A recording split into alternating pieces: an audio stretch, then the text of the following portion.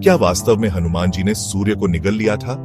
हिंदू जनमानस में यह कथा बड़ी प्रचलित है, जब हनुमान जी सूर्य देव को एक फल समझकर निगल गए थे।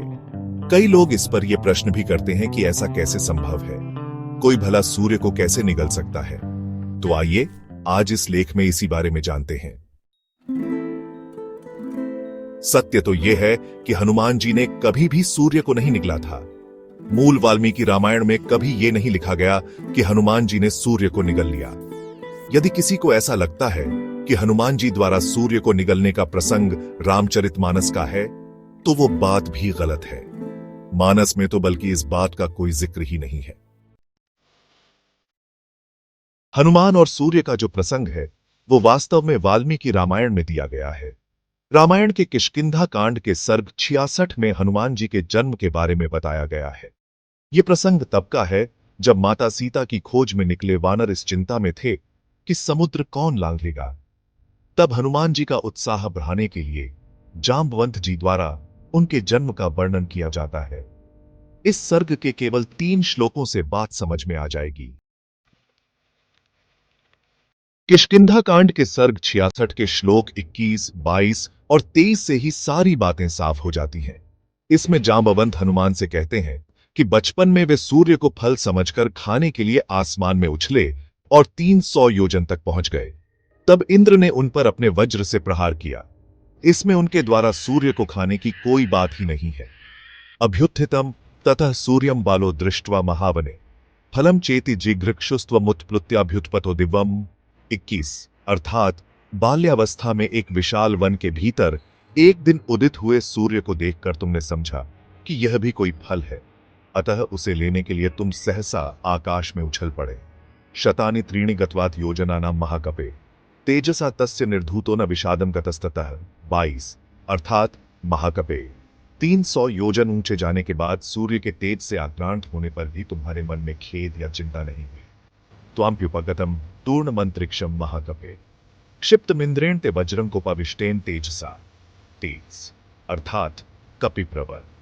अंतरिक्ष में जाकर जब तुरंत ही तुम सूर्य के पास पहुंच गए, तब इंद्र ने कुपित होकर तुम्हारे ऊपर तेज से प्रकाशित वज्र का प्रहार किया। तो जैसा कि आप देख सकते हैं कि यहां पर हनुमान जी द्वारा भगवान सूर्य नारायण को खाने का कोई भी प्रसंग नहीं है। रामचरितमानस में तो हनुमान जी के बचपन की कथा भी नहीं दी गई है। ये कथा बताकर जांबवंत जी केवल हनुमान से इतना कह रहे हैं कि जब बचपन में तुम बात ही बात में 300 योजन ऊपर उछल गए, तो अभी ये 100 योजन चौड़ा समुद्र लांघना तुम्हारे लिए कौन सी बड़ी बात है। अब यदि 300 योजन की बात करें तो वो लगभग 4000 किलोमीटर होता है। इतनी पहुंच तो आजकल के उन्नत विमानों में भी होती है। रॉकेट की पहुंच तो इससे बहुत अधिक है। अब सोचिए, हनुमान जी के लिए ये कितना मुश्किल होगा। उनके लिए तो ये बच्चों का खेल है। और यही बात तो हमारे ग्रंथ बता रहे हैं ना कि महाबली हनुमान बचपन में खेल ही खेल में उतनी ऊंचाई तक कूद गए। फिर इसमें आश्चर्य वाली क्या बात है। तो फिर ये कथा जनमानस में आई कहां से? वास्तव में इसका एकमात्र वर्णन गोस्वामी तुलसीदास द्वारा रचित श्री हनुमान चालीसा के 18वें दोहे में आता है। उस दोहे में तुलसीदास जी कहते हैं, जुग सहस्त्र जोजन पर भानो लील्यो ताही मधुर फल जानो। इसका अर्थ यह है कि हनुमान जी ने 1000 युग योजन पर स्थित सूर्य को मीठा फल समझकर खा लिया था। यह दोहा भी वास्तव में एक प्रतीकात्मक दोहा है, जिससे तुलसीदास जी ने उस समय पृथ्वी और सूर्य के बीच की दूरी बताई थी, जो आश्चर्यजनक रूप से बिल्कुल सटीक है। बस यही से हनुमान जी द्वारा सूर्य को फल समझकर खाने की बात लोक कथाओं के रूप में प्रचलित हो गई।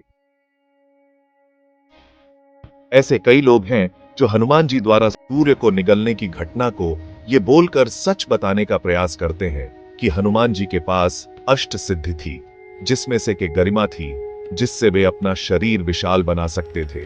किंतु उन लोगों को भी ये बात समझनी चाहिए कि सिद्धियों की भी एक सीमा होती है, और हनुमान जी को अष्ट सिद्धि और अन्य वरदान इंद्र के प्रहार करने के बाद ब्रह्मा जी और अन्य देवताओं के वरदान से प्राप्त हुई थी, जबकि ये सूर्य को निगलने वाली घटना उससे पहले की है, जब उनके पास कोई सिद्धि नहीं थी। वैसे भी जब रामायण में इसका कोई वर्णन है ही नहीं, तो बात ऐसे भी खत्म हो जाती है। जय हनुमान।